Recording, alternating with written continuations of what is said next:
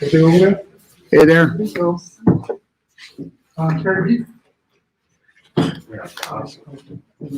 know there's an extra plate, the custom. You got 30. What I get, barbecue? Yeah, barbecue, yeah. Oh, we got two of them, yeah, that's it. There's 2 barbecues. There's an extra plate. How you doing? Somebody wants one. Sensei Mish here. I'm waiting for Harvey to come up. Put your name in the chat. See who's playing. Oh, I got you something. Rob. Sweet. That's okay. Yeah.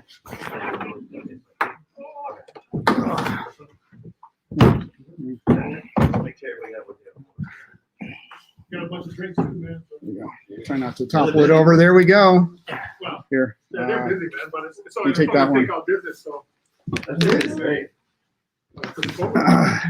Go sit down anything. All right. So if we look in the back, this is absolutely gorgeous.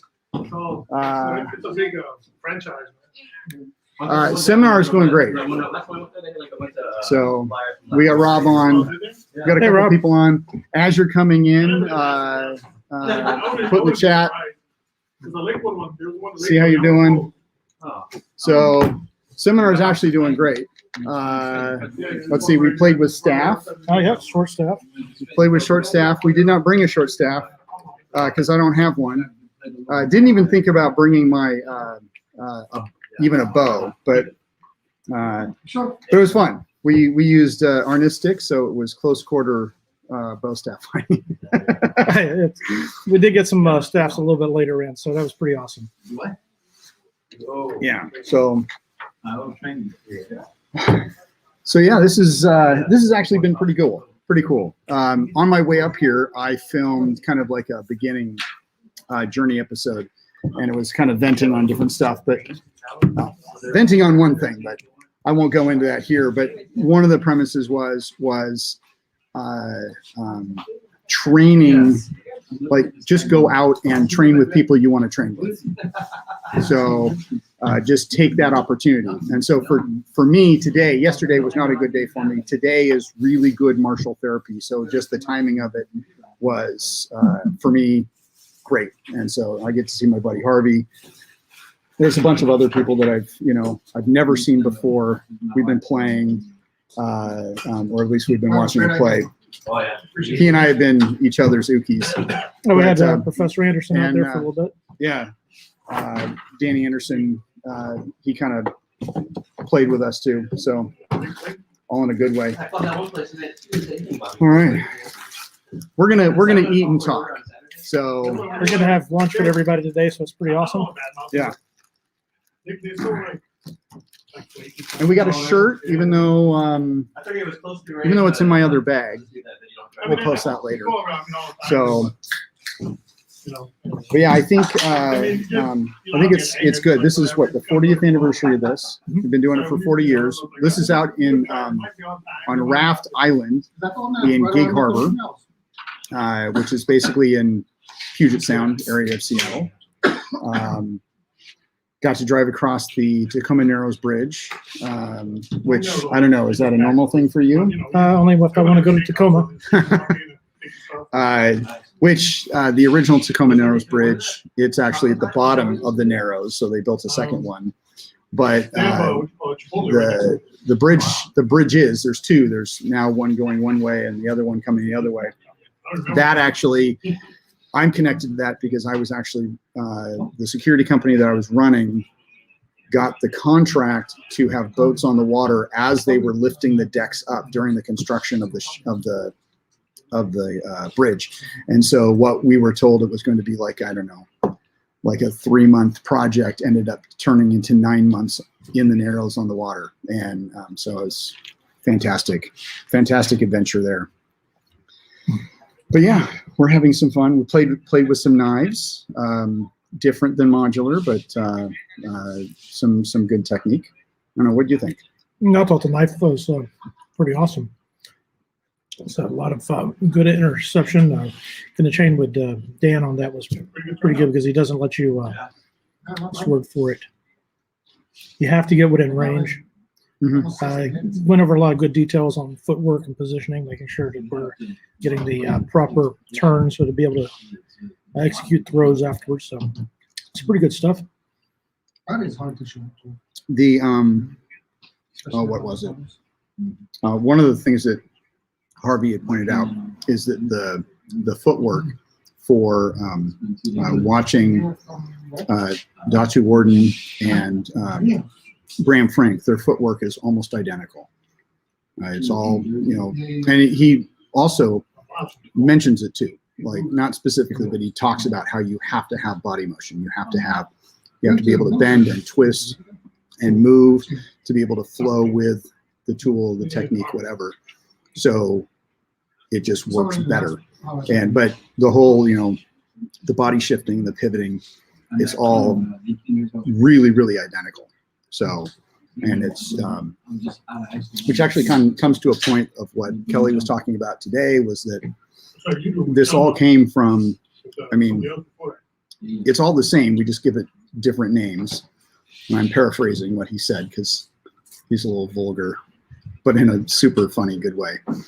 But it is. It really kind of came not from one space, but it's all principle based. It's all concept based. So it just has different names and terminology. And what we may be doing with one tool, we're actually doing empty hand, or even with a different tool. Because he was showing when we were working on staff, he was talking about, he was showing the staff moves, and then showing empty hand against staff, and then empty hand against empty hand, all exactly the same motion. And we do that with modular. I knew, It's all the same. yeah, but it's all principle based. So when you have that tool in your hand, because of course he, if you don't know, Kelly Worden has a background in modern harness under Remy Prisus, and so a lot of that, what comes with a stick, comes with a knife, comes with empty hands. So yeah, so it's really kind of pushing forward that principle based methodology, which is very cool. So far, we've had an awesome morning. Yeah. So Great weather, good training, good sandwich. Mine are Costco rolls. It was pretty nice. And honestly, we are totally not going by the schedule that was emailed to us. Yeah, those morning sessions. So, I was unemployed back then. which I think, which is we all know martial arts seminars never really ever start on time, and they don't really ever go truly as planned. So, all right, sounds like a great time. Looking forward to hearing more about it soon. Yeah, we're here for the rest of the day, however long that is. So, I know that there's a couple more sessions, and then there's going to be dinner, and then there's going to be another session after that. I think Dan mentioned something about how he's got After dinner? an after dinner session. So we'll get to play with Dan. And according to the schedule, this is over at 9. So it's going to be an awesome, very long day. So, And Rob, whenever get back over there, I think for Jacksonville, and the Mish will be coming too. We'll be definitely after the seminar. We'll do a lot of good hanging out and talking, and we'll go through anything we learned here and show you everything. So don't you worry, brother. You won't miss out on anything. yeah, it'll be, and he did film a couple things. I might have to pull out my phone and film some stuff. I try not, usually with Bram, it's really easy. You just can. He doesn't care. I went to last year's, not here, because we just kind of, because of COVID, we kind of hid out and in the backside of a park. But pretty much everyone that was here was there, so it was pretty fun.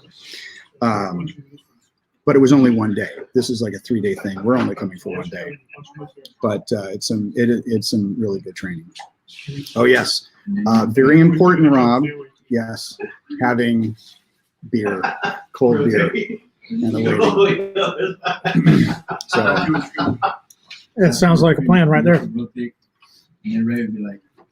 That's about the best thing about getting out there. You meet, not only do you get the good martial arts training, but you get to hang out with your friends and it's the whole family aspect is always great. And on a completely non-martial note, this is kind of cross-feeding into a year of trek. So on my way up here today, stop at Dutch like I always do, get my tea. And the guy, one of the guys that works there, and I'll have to show, I'll bring it on the show on the 8th, or maybe even do maybe a little even a promo, but he gives me this Star Trek shirt. Now, I don't know if I'll be able to wear it. It is a large, it is large for a large, so I might actually be able to wear it. But it is the coolest shirt. It's kind of like a Hawaiian Star Trek shirt. And it's got, yeah, it's Rob, you'll freaking love it. It's really fun. So, Here's the one that broke my nose. so yeah. Oh. All right. So I have 2 eyeballs on here. Who else is watching? Throw it in the chat.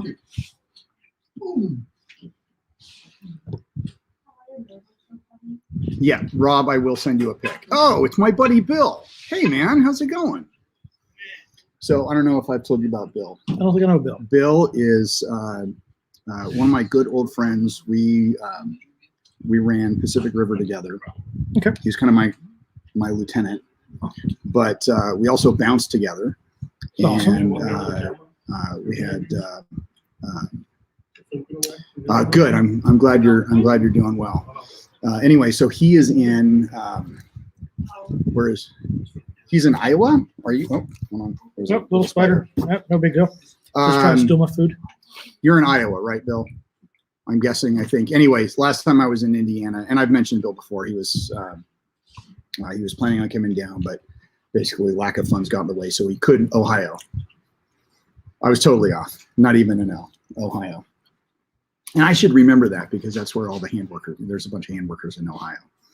So anyway, so he's going to come down and visit. So Bill, there's a big chance, unfortunately, that I may not be able to make it to Indiana to teach. Work is being, well, yeah, so work is not really working out. So I'll know for sure in the next week because I'm going to hound my employers. But I am going to Jacksonville no matter what, because that's just a Friday, and I was thinking I was going to call out on that day anyway. I wasn't even going to schedule it for PTO. So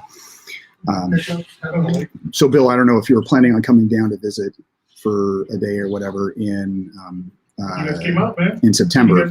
There's a possibility I may not be out there. But yeah, so Bill and I, we bounced together, did a lot of training together, like actually taught other people. We kind of came up with this concept of, instead of the term bouncer, bar security professional. Oh yeah, that's And, very PC. that whole, well, it just kind of gives a more, well, in Oregon, it's, You got to be PC in Oregon. you have, well, but you also have to be licensed.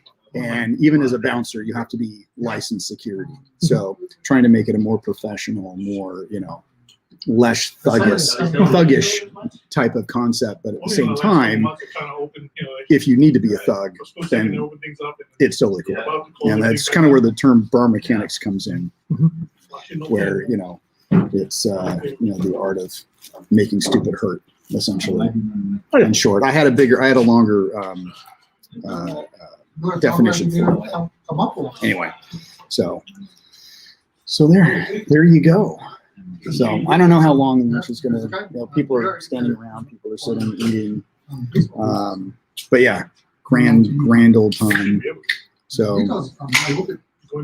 yeah, yes, we will definitely have to kind of practice what we like out here and then bring it out to Jacksonville. Yeah, the staff work is was really impressive. It's there's some interesting ways about it where like normally you have your very stiff looking katas with bow staff. That's not. It just doesn't look like it would actually be useful against an actual combatant. But this is very live and engaging. It shows like the basic movements of when your left and your right hand are moving. It can be used for like left and right crosses. It's just it's really insightful way to use it. Pulling out the knife and showing to the same motions, transfer to the knife, which it offers the possibilities. It could also be transferred to this single stick or any of the other types of weapon systems you might be using. All of these things kind of just feed on each other, and each new idea introduces more ideas. So we're gonna have a lot to play with. It's what we like to do. I mean, nothing like coming out and getting hit, and hitting, and having a lot of fun. Getting maybe a little bit more sun than I need, but trying to wear the sunscreen this time. So anyway, back was a couple of months ago. When was the camp for Brad? Oh, July. Yeah, so back in July, me and my son John, we went to camp at Mish's house, and I did not put on the sunscreen. And normally, Washington sun does not burn you horribly bad, but I was burned worse than I ever was in Georgia or Florida. It was horrible. So we're gonna try to see if we can avoid that kind of repeat today. It's definitely been sunny around here. See you, Bill. He's got to go work on his truck. All right, take care, Bill. But yeah, it's been nice weather. I did not bring any sunscreen, but I don't know. I usually if I get red, it rarely turns into a burn, or at least I've noticed as an adult. I remember younger that I used to burn all the time, but I turned the color of a lobster. It's horrible. But yeah, we do what we have to do. yeah. So, That was last week. oh, and even though I told Mike about the Q-Show Corner episode, don't forget we'll do one before I go south. And most All right. Yeah. So I'll be looking for a Q-Show corner. We have some episodes in the queue, but he'll go right up after that. Because one of my ideas, and I'd like to do this out in Jacksonville. I already had the idea to do it in Indiana, but start doing Q-Show Corner episodes with other instructors who do Q-Show, kind of like what I did with an episode a couple episodes ago with Tom and Ed from KI out of New York. I mean, they're visiting. We did a Q-Show Corner episode. It was lots of fun. So getting more. So it's not just me flapping my lips about Q-Show and teaching points or techniques or whatever. Get some other talented martial artists in front of the camera and getting you guys their view. So, and Mike Mather, he is. Mike is actually the Grinch. If you go on YouTube, he had some viral video go where he was a Grinch on a Harley, and so he dressed it. So basically, he's the Grinch, but he's he's fought real life, not sport, but like real true combat. Super talented martial artist. Was with Dillman long ago. And then left when it started getting all, essentially hands off. But he attributes his Q-Show training to, it's like, okay, in martial arts, he learned techniques. When it came to Q-Show, that gave him targets. And he's, anyway, he's going to be on the show. And, but he was, when we were talking today, he's just like, oh yeah, I started doing it in here, and because he taught wrestling, and so it's like instead of one technique, he taught a different technique, and it was just much more effective. So it's lots of plans coming forward. So well, that's actually one of the most important aspects of the Q-Show is not the total end of everything that martial artist does, but it does open up applications and usages that they wouldn't have had otherwise. I mean, you can block, but if you know how to block a little bit more painfully on somebody, it makes them happier. Who we get there? Warrior Gardens Club, I believe, if I'm is that Young? I think that's Young. I think that's his YouTube channel name now. Hey, Young. How you doing, Young? Thanks for tuning in. So, and he was okay. So I haven't gotten a chance to watch it yet. Apparently there was a part 1 that I completely missed, but I know Young was on, he had posted that he was on a podcast talking about martial arts and mental health. And it actually aired at the exact same time I was doing a Year of Trek episode on lower decks. So I want to try and catch that. So important information. Because martial arts, especially like I said earlier, this is like, martial therapy for me today. Not a good day yesterday. Coming out here, it's all about mental, this is improving my mental health by getting beat on and by beating on people. I don't know. Does that am I being sadistic or sadistic? Or I have a screw loose? Probably both. Yeah, you have to be a little bit crazy to enjoy what we do, but at the same time, there is something about it. You get out in the sunshine, you get out around people, you enjoy their company and have a good time.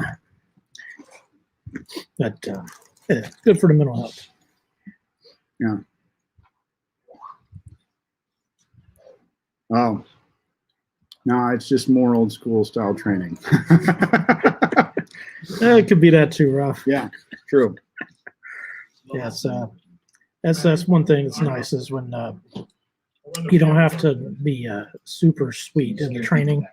And I mean, it's important not to hurt your uke. You don't want to be causing massive damage, but at the same time, is you want to have it done to you and have it done with somebody who resists. It's good to get that realistic application out sometimes. So yes, absolutely. Okay. I think we got something else come up there. Harvey, we'll just throw that up on the screen. Huh, yeah. Harvey has a bonus, does it crazy. Yes, I probably do. It's okay. Yeah. What were you saying there, Mish? Oh, so going back to last week's episode. All right. You have to feel it, otherwise you just don't know. True. Exactly. Yeah, absolutely. And even I have found with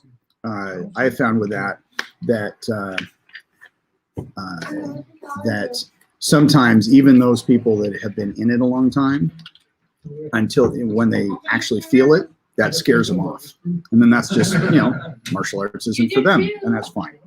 I remember back in the day when Jack used to hit me, and he would hit me good. And I know Young got to see a whole lot of that, but every time he did it, it just made me want to come back even more. Yeah. But, yeah, and because then you have those people that that get hit on the first day, and they're like, thank you, may I have some more? And they just come back, and they come back, and they come back. So it could be to damage brain cells too. Yes. Yes. But no, it's actually really good. It's like actually every time that Jack would do something to me, it would help me be able to replicate it a lot better because I knew how it felt, what the response should be when somebody else is when I do it right to them. So exactly. You just really learn an intimate knowledge of a technique when it's done to you. And that's kind of going into my theory of exposure. Being exposed to, physically exposed to what you're, to the technique, to OC, to taser, whatever, because you know what it feels like. So when you do it to somebody else, you'll know that you're doing it right. Mm-hmm. And you're not afraid anymore either. Yeah, exactly. I know the OC, we talked about the OC training, and that is one of the most painful things to have OC in your eyes, and not just a little bit, but enough that you can't see where you're going, and your eyes are watering, your face is swelling, and you think you're going to die from it, but you know you can fight through it. It gives you a lot more confidence, makes you a lot stronger person. Then you're not afraid if somebody else pulls it out on you. You know that you faced it already. Yeah, but given the choice, OC me. Or not OC me, tase me any day. I'll take a taser over. Jack had a way of collecting several of us who appreciated and are borderline addicted to that pain, which is a great teacher. Absolutely. Cannot agree with that more. No, but as I was saying, going back to last week where I was talking about rank, you had a comment earlier about that it is important when it comes to within the organization. No, yeah. And you mentioned something about the cookie one. Or, Oh yeah, actually, we were actually talking about Taekwondo a little bit, and just got done reading a great book. Plug for a book that's I'm not sure who the author is, but it's called A Killing Art. It's really good. Look it up on Amazon. It's probably the best book on Taekwondo I've ever read. I'll put it in the when we're done. I'll put it in the comments so you guys can have a link. And it's absolutely not a book on how to practice the martial art, but it gives you a really great history of the people who made it. And there's this whole thing where when the ITF and the WTF, who are the basic two federations of Taekwondo, there's a big split. One teaches a sport karate, one teaches a more martial art. So it's like you got sport type martial art and a actual combat martial art with the ITF. But they have the things with the Kukiwon is the big gymnasium over in South Korea that the WTF would always use for promotion. Everybody's always talking about how you want to get the Kukiwon rank. But it's one of the things I've always thought about is like, why would you want to rank from a person you've never met? Like you get a rank from somebody in Korea who's never seen you train, never seen you do anything, has no idea of your skill, your knowledge, your ability, and that rank means nothing. But the rank from the person who actually teaches you means everything. And if it doesn't mean everything, then you don't need to be training with somebody you don't respect enough to issue you the rank. At least that's Harvey's take on it. There's also the aspect, there's like, we do have things like the idea of having a larger federation to give that, like a homogenous view of a sport or of a martial art, but it's mostly the sport aspects, the reason why they have to have that kind of ranking system, because a person wants to go to karate, go to another karate school from where you came from. Within a few days of meeting the instructor, talking to them, sometimes within a couple of minutes, you could find out whether or not it's somebody you want to train with or not. Just, see how if they can dance or not. Yeah. But, yeah. No, I thought that was a really good perspective on that, because I was joking because he had asked about something else, but I was like, yeah, I said at some point it was like, yeah, you guys waited 40 minutes just to have me say it matters, but it doesn't matter. So it's all the perspective of, is it part of a group like he was talking about? Is it, part of, the bigger, the bigger organization that doesn't know who you are? Is it out of, your personal need to be a paper tiger, as Rob likes to say, That's a good term. Yeah. I like that one. Yeah, I'm gonna totally use that from now on. So yeah, it's not what's on your wall, but it's what's inside of you. yeah, And if you can't pull it out when you need it, then it really doesn't make much of a difference. yeah, So, and if you have to tell somebody that you're a black belt, then I think you missed the point. yeah, exactly. I like the way Jack used to say it. You have to be able to move like a martial artist. If you can't move like a martial artist, then it's about the just skill is rank. I think that's what Graham says a lot, and I agree. Skill is rank, and it should make people strive to it. But it's kind of like the carrot. You have the rank as something as a carrot for people to kind of strive for, especially in the beginning. And as they move along, they realize that they're there for something that's that the martial art itself is the end in itself, not a means to an end. Right. So when people come in and they treat it like a means to an end, they start because they want to be a black belt. I want to be a black belt. I want to be like the guys in the movies. That gets people in the door. But at some point they realize that they are given so much more than they ever could have imagined. You're not tracing after a certificate or a belt or an accolade. You're having friends. You're learning skills that can help you in your day-to-day life. There's so many things that we say, like little things you learn in the martial arts that you apply to your day-to-day life. Right. Like even when I'm out there doing the jiu-jitsu with the guys, and then they have a saying, it's called, you either win or you learn. And I love this expression because, I'm using it at work. It's like, hey, you don't have a setback because you lost. Either you win or you learn. You learn from where you fail.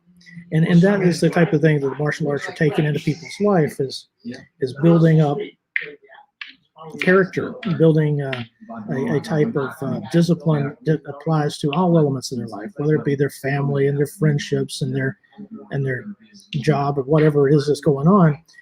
You should be taking those skills that we learn in the martial arts and applying them to day-to-day life. Mhm.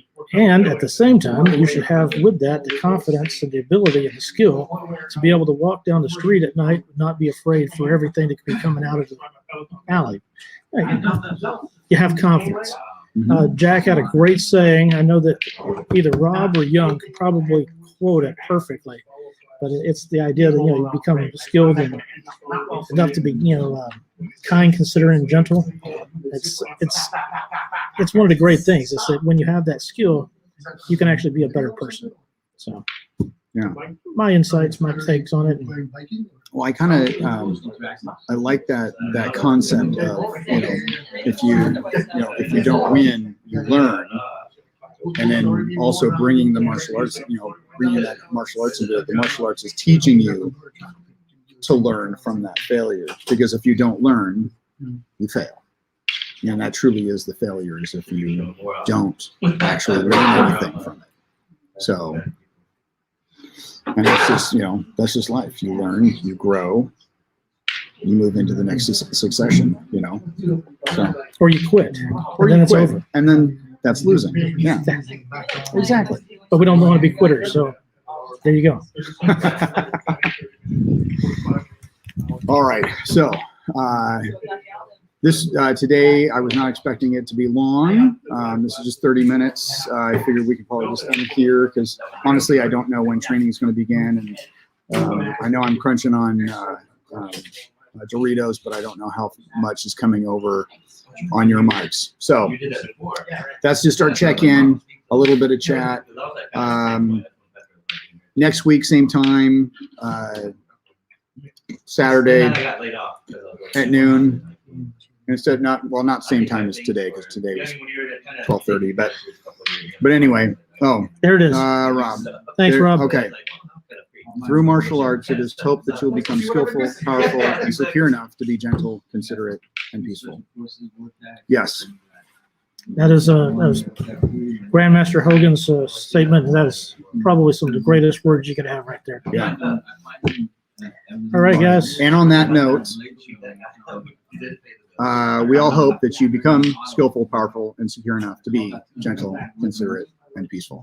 So, until next week, train hard, be safe, and we'll see you later.